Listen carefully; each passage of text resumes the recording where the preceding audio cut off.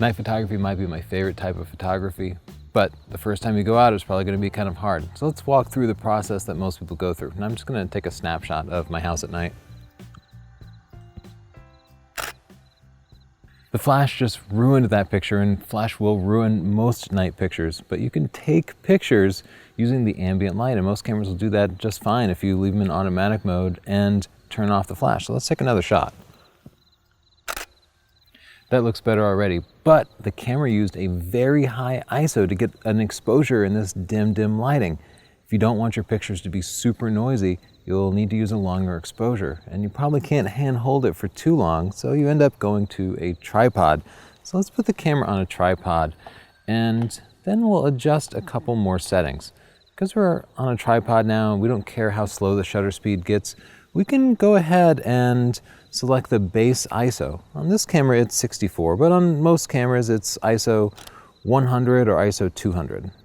You'll notice that I also switched to live view. I find live view to be much easier anytime I'm working on a tripod, but particularly at night, because when you look through the viewfinder, things can be very dark. I'm also going to show you how to focus this a little more precisely. If you're in a place with street lights or city lights or building lights, autofocus will probably work. But if you're out in the woods at night, you might not have enough light to autofocus. So what I like to do is use live view like this, and then zoom in all the way so that I can see the very detailed parts of what I'm shooting. Then I'll manually focus. So if you use back button focus, you don't have to switch to manual focus, but if you're not, you'll have to switch your lens to manual focus and then adjust the focusing ring until everything's as sharp as possible. So now let's take another picture.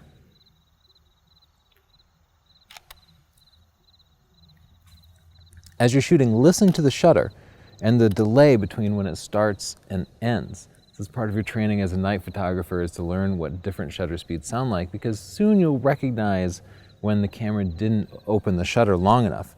So as we look at this picture, it already looks much better with much lower noise in it, but we can do a few things to improve it even further. We could use a moderate aperture. So I'll bump this up to f8. Usually f8 or f11 will give you sharper images from just about any lens. We could also set our camera on a delay, because even just a 2-second delay will help eliminate some of that shake that the camera gets when you push the shutter, even when it's on a tripod.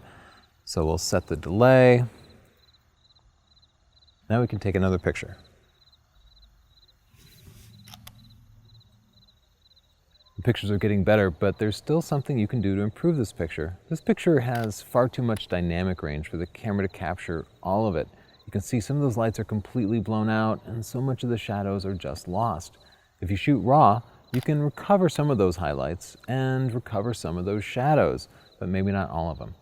You want to watch your histogram closely, because your camera's auto exposure system will work very differently depending on the condition. So you often end up actually using manual exposure, and just looking at that histogram, make sure that parts of the right side of the histogram are just touching the right side. You want those lights to be just a little overexposed, just touching it, but not too much.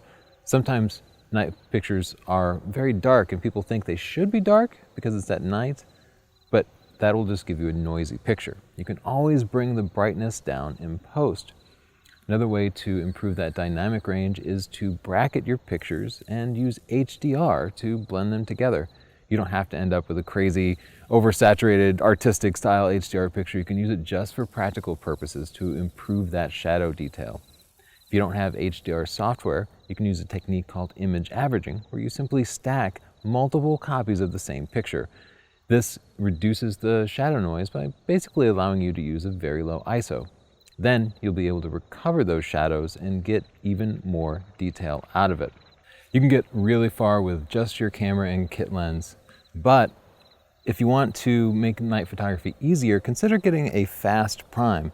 I'll replace this kit lens at 24mm with a 24mm f1.4 prime. This lens is f4, but being at f1.4 means I'm gathering about 8 times more light, 3 full stops. With that fast prime connected, my camera can now gather 8 times more light. Even if I have the aperture shut down further, it'll make the viewfinder so much brighter, making it just easier to focus. If If you are having problems focusing, go ahead and bring along a flashlight. I like to carry a powerful handheld flashlight that I can use to illuminate my subject and just give me something to focus on. Then I can turn the flashlight off. Hope you get out there and try night photography because it's a whole world that most photographers never see.